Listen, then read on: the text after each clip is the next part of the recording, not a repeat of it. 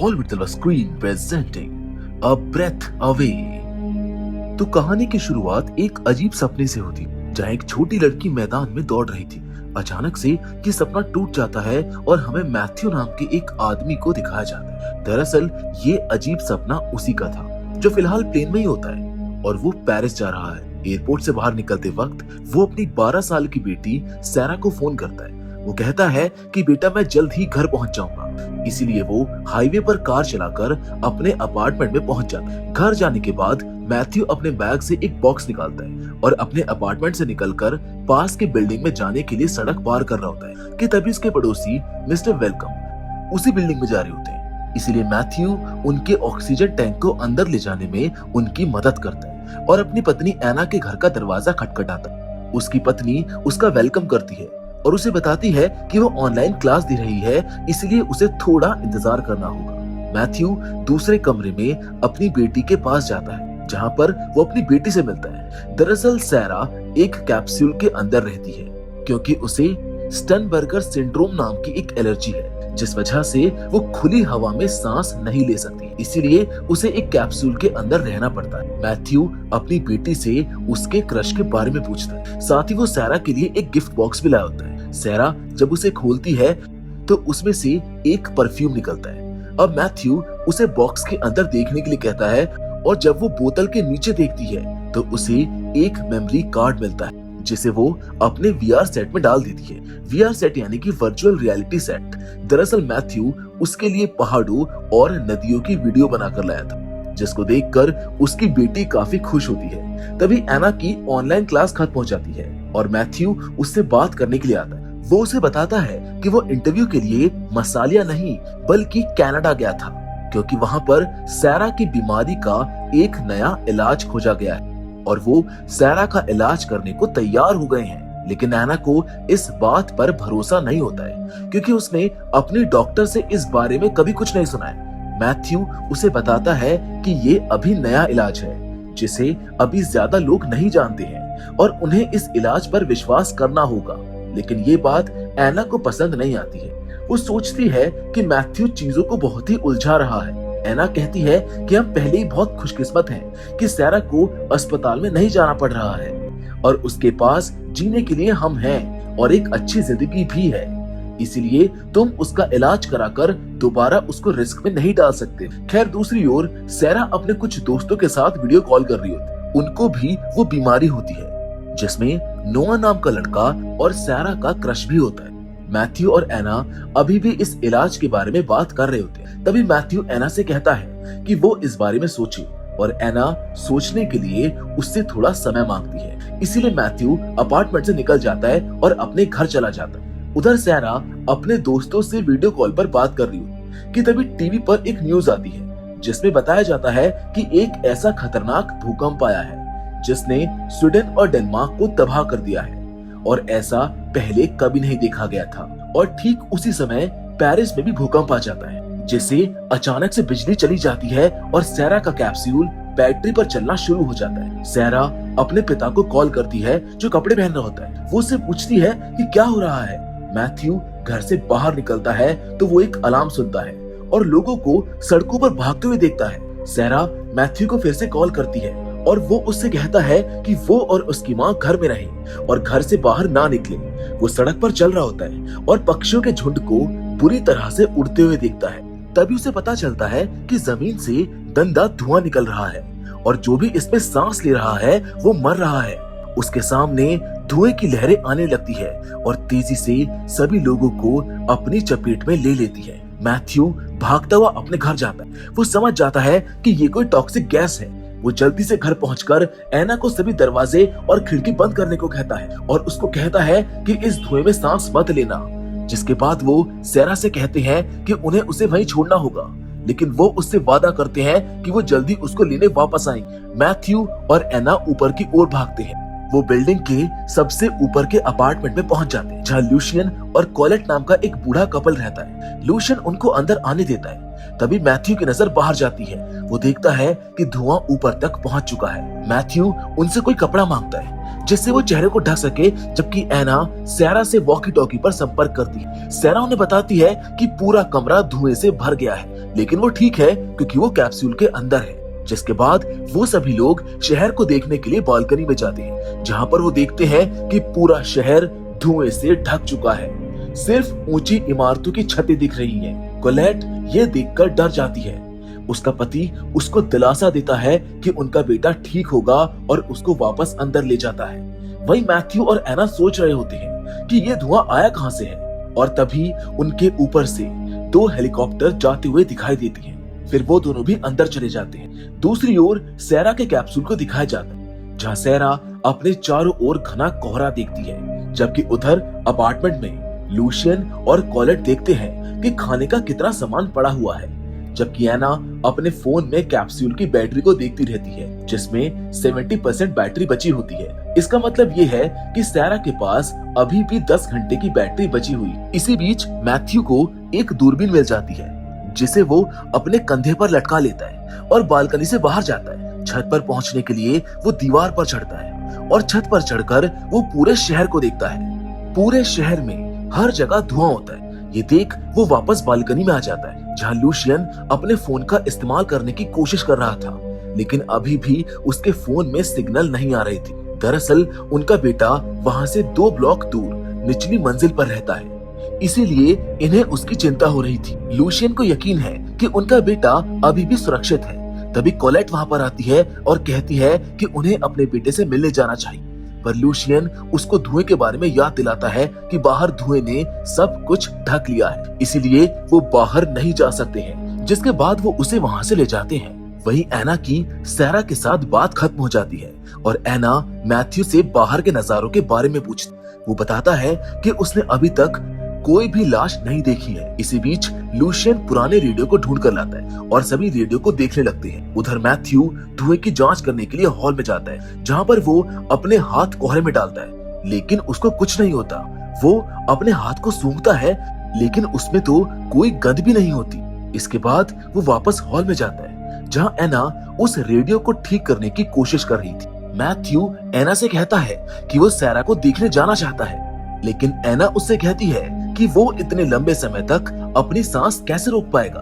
फिर मैथ्यू को एक आइडिया आता है। उसे मिस्टर वेलकम और उनके ऑक्सीजन टैंक की याद आती है। अब क्योंकि मिस्टर वेलकम सिर्फ एक मंजिल नीचे रहते हैं, इसीलिए वो उनके ऑक्सीजन टैंक का इस्तेमाल करके नीचे जा सकता है। इसके लिए मैथ्यू खिड़की खोलता है और वो लूशियन से एक टॉर्च और मास्क लेता है और धुएं में जाने से पहले एक लंबी सांस लेता है और धुएं में गुम हो जाता है। इसके बाद वो मिस्टर वेलकम के अपार्टमेंट के खिड़की के बाहर पहुंचता है, जहां पर वो खिड़की को तोड़कर अंदर चला जाता है और टॉर्च से चारों ओर देखता है। सबसे पहले वो मिस्टर वेलकम को देखता है, जो उसे जमीन पर गिरे हुए मिलते हैं। फिर जल्दी से वो ऑक्सीजन टैंक ढूंढने लगता है और जैसे ही वो उसको मिलता है वो मास्क पहन लेता है और तभी उसकी पत्नी उसको पुकारती है, इसीलिए वो खिड़की से बाहर झांकता है और बताता है कि वो ठीक है। फिर वो टैंक को उस बैग में डालता है और अपनी पीठ पर टांग लेता है। तभी उसे दूसरे कमरे में से कुछ आवाज सुनाई देती है और जैसे ही वो दरवाजा खोलता है, उसमें से एक कुत्ते का बच्चा बाहर आता है। मैथ्यू उस अपार्टमेंट से निकलता है और सैरा के पास जाता है, जो काफी डरी हुई थी, लेकिन मैथ्यू कैप्सूल की बैटरी बदलने से पहले उसके लिए खाना, एक टॉर्च और वॉकी टॉकी के लिए कुछ बैटरी रख देता है। वो सारा से कहता है कि वो जल्द ही उसको बचाने जरूर आएगा। जिसके बाद मैथ्यू ऊपर जाने के बजाय बाहर जाने का फैसला कर, जहां सड़कों पर हर जगह लाशें और गाड़ियां बिखरी पड़ी होती। तभी उसे एक सीटी सुनाई देती है। वो देखता है कि कुछ सैनिक वहां से कुछ लोगों को निकाल रहे होते हैं और हर किसी के पास मास्क होता है। मैथ्यू उनसे पूछता है कि यहाँ पर क्या हो रहा है, जिस पर एक सैनिक उसको बताता है कि वो लोगों को पहाड़ों पर लेकर जा रहे हैं, जो एक ऊंचाई वाली जगह पर है और इसीलिए वहाँ पर धुआं नहीं पहुंचा है। साथ ही में वो ये भी कहते हैं कि वो नहीं जानते हैं कि ये धुआं कहाँ से आ रहा है और पता नहीं ये कहाँ तक पहुंच सकता है। जिसके बाद सैनिक उसे अपने साथ चलने को कहता है, लेकिन वो कहता है कि मेरा यहाँ पर परिवार है और मुझे उनकी देखभाल करनी होगी। और मैथ्यू जाते जाते उनसे एक मास्क मांग लेता है। इधर सैरा और एना वॉकी टॉकी से बात कर रहे होते हैं। सैरा अपने पिता के बारे में बहुत चिंतित रहती है। तभी एना हंसकर कहती है कि उन्हें कुछ नहीं होगा, तुम बस अपनी एक्सरसाइज पर ध्यान दो। वहीं अब मैथ्यू वापस आ जाता है, जो सभी को बताता है कि उसने क्या देखा। वो उन्हें ये भी बताता है कि उनको रात यहीं पर बितानी होगी। अब वो एना से पूछता है कि क्या वो सैरा को देखने जाना चाहती है, लेकिन वो कहती है कि हमारे पास ऑक्सीजन कम है और इसे हम तभी इस्तेमाल करेंगे जब हमें इमरजेंसी होगी। रात को एना रेडियो पर काम करती है। वहीं लूशियन और कॉलेट उससे सैरा की बीमारी के बारे में पूछते हैं। इसी बीच मैथ्यू एक बार फिर से धुएं की जांच करने के लिए हॉल की सीढ़ियों के पास जाता है और देखता है कि धुआं ऊपर की ओर बढ़ रहा है। वो धुएं पर नजर रखने के लिए दीवार पर एक निशान बना देता और अंदर वापस आ जाता है, जहाँ पर वो देखता है कि लूशियन और कॉलेट सोने जा रहे हैं। वो एना को बताता है कि धुआं काफी बढ़ गया है और उन्हें महसूस होता है कि उनकी मदद करने शायद कोई नहीं आएगा। यहाँ के हालात शायद और भी ज्यादा खराब होने वाले हैं। खैर अब मैथ्यू सो जाता है, लेकिन एना नहीं सोती है, इसीलिए वो सैरा के पास जाने का फैसला करती है। वहाँ पहुँचने पर वो कैप्सूल की बैटरी को बदल देती है। उधर मैथ्यू फिर से खुले मैदान में एक दौड़ती हुई लड़की का सपना देख रहा होता है और तभी अचानक उसकी आंखें खुल जाती है और वो देखता है कि एना रेडियो को अपने घर के कुछ उपकरणों के साथ ठीक करने की कोशिश कर रही है और आखिरकार वो उसको ठीक भी कर लेती है। लेकिन तभी चैनल पर एक ही आपातकालीन रिकॉर्डिंग चल रही होती है। अचानक उन्हें बाहर धमाके की आवाज आती है, इसलिए मैथ्यू और एना छत पर देखने जाते हैं। वो देखते हैं कि मॉन्ट मार्ट्रे में आग लगी होती है और वहाँ से धुआं निकल रहा होता है।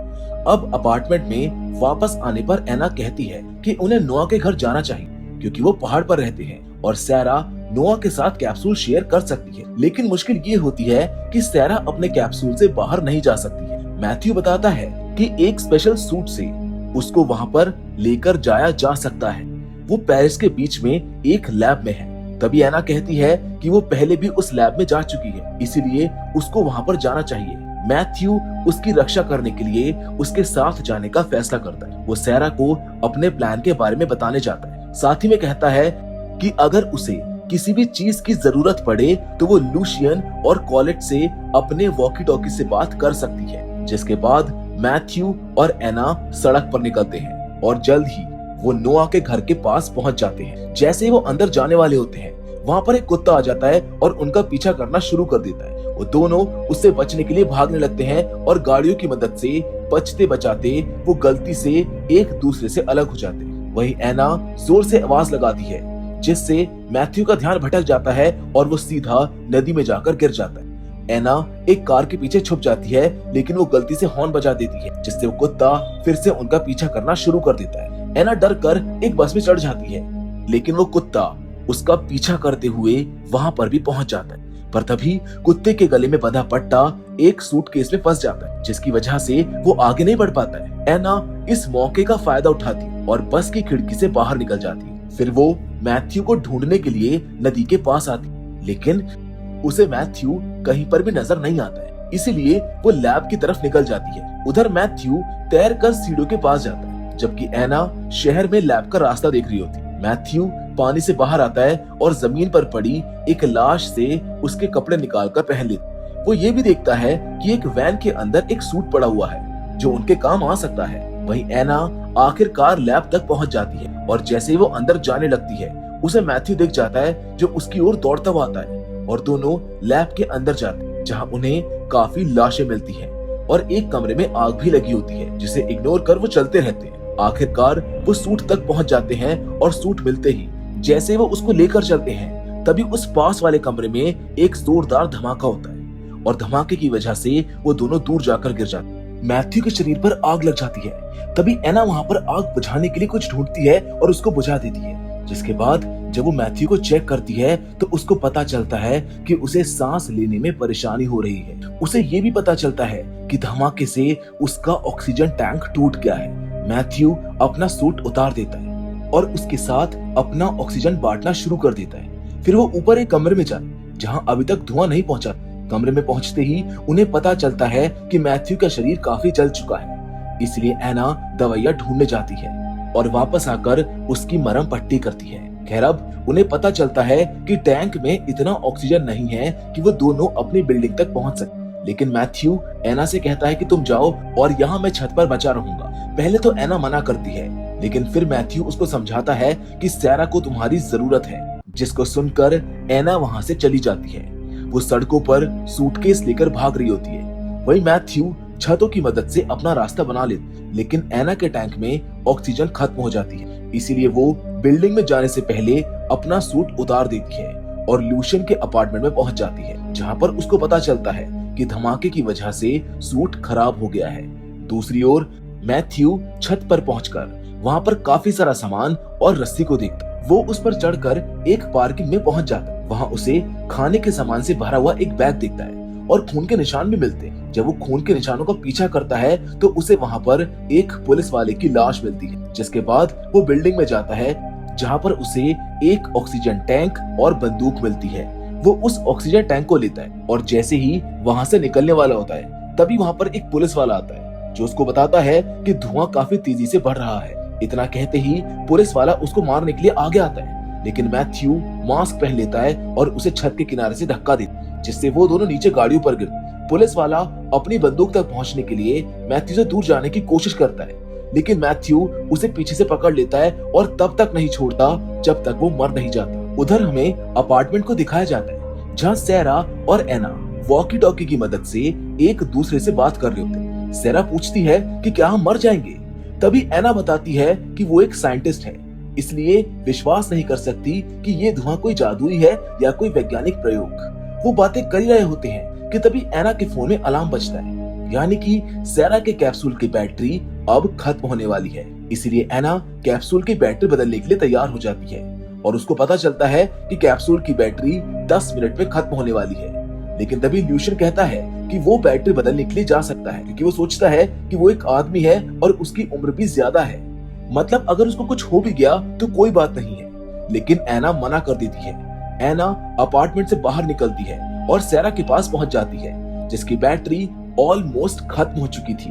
तभी सैरा देखती है कि उसकी माँ ने मास्क नहीं पहना है, इसीलिए वो उसके लिए बड़ी चिंतित होती है। लेकिन एना सिर्फ कैप्सूल की बैटरी को बदलने पर ध्यान देती है और जैसे ही वो बैटरी बदल लेती है, वो सांस लेते हुए वहां से बाहर निकल जाती है। खैर अब कुछ देर के बाद मैथ्यू भी वहां पर आ जाता है। तभी सैरा उसको बताती है कि यहाँ पर क्या हुआ था। उसकी बात सुनकर वो ऊपर की ओर भागता है और एना को सीढ़ियों पर गिरा हुआ पाता है। सैरा उसको रोते हुए सुनती है। वो बालकनी में जाता है और उसे एना के बारे में बताता है कि तुम्हारी माँ अब इस दुनिया में नहीं रही। कुछ देर के बाद लूशियन और उसकी पत्नी अपार्टमेंट में होते कि तभी पेरिस में भूकंप आ जाता है। मैथ्यू बालकनी पर जाकर देखता है कि धुआं उनके अपार्टमेंट तक पहुंच रहा है, इसीलिए वो वहां और नहीं रुक सकते हैं। तभी मैथ्यू को वो सूट याद आता है जिसे उसने वैन के पास देखा था। वो सैरा के लिए सूट लाने की तैयारी करता है, इसीलिए वो लूशियन और उसकी पत्नी को ऑक्सीजन दे रहा होता है। लेकिन लूशियन मना कर देता है और कहता है कि उसने और उसकी पत्नी ने बहुत अच्छी जिंदगी जी ली है, लेकिन वो अपने बेटे के बिना इस जिंदगी को और जीना नहीं चाहते हैं। इसलिए वो लोग अपार्टमेंट में ही रुकने का फैसला करते हैं, जिसके कुछ देर बाद मैथ्यू वहां से निकलकर सैरा के पास जाता है। सैरा गुस्सा हो जाती है क्योंकि उसको लगता है कि वो उसकी माँ की तरह मारे जाएंगे, लेकिन मैथ्यू उससे कहता है कि सिर्फ यही एक तरीका है और वो वादा करता है कि वो जरूर वापस आएगा। उधर अपार्टमेंट में लूशियन और उसकी पत्नी बेड पर एक दूसरे के साथ हाथ पकड़कर लेटे होते और एक दूसरे से कहते हैं कि वो हमेशा साथ रहेंगे। दोनों अपनी आंखें बंद कर लेते। तभी धुआं उनके कमरे में आ जाता है और वो दोनों मारे जाते हैं। खैर अब हम बाहर देखते हैं, जहाँ मैथ्यू उस सूट को ढूंढ लेता है और सूट को लेकर घर की तरफ वापस आता है। रास्ते में उसे चाबियों के साथ एक स्कूटर मिलता है, इसीलिए वो स्कूटर से जाने का फैसला करता है। लेकिन जैसे वो बिल्डिंग के पास पहुंचता है, अचानक से एक लड़का उसके सामने आ जाता है। मैथ्यू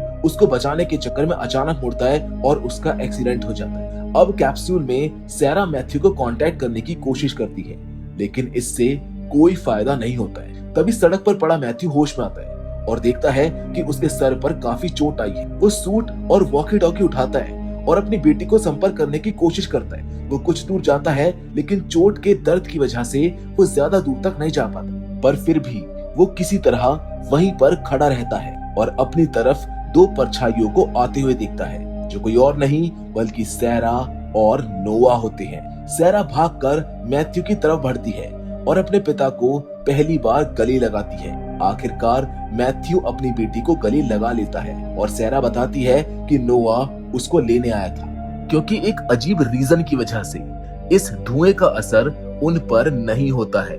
मैथ्यू ये सुनकर बहुत खुश होता है और सैरा के सर पर किस करने के लिए वो 1 सेकंड के लिए अपना मास्क उतार देता है। मैथ्यू उससे कहता है कि आखिरकार तुम बाहर आ गई, जिसके बाद हमें फिर से वही आखिरी सपना दिखाया जाता है, लेकिन इस बार वो सपना बिल्कुल साफ होता है। वो लड़की सैरा है और उसके साथ नोआ और उसके दोस्त हैं। मैथ्यू वहीं पर बेहोश हो जाता है, जिसके बाद हम देखते हैं कि कुछ समय बीत चुका है और चीजें काफी बदल चुकी हैं, क्योंकि अब मैथ्यू कैप्सूल के अंदर रह रहा है और सैरा बाहर से उसका ध्यान रख रही है, जिसके साथ ये कहानी यहीं पर खत्म हो जाती है। तो दोस्तों, मैं उम्मीद करता हूँ कि अब ब्रेथ अवे की कहानी आपको पसंद आई हो।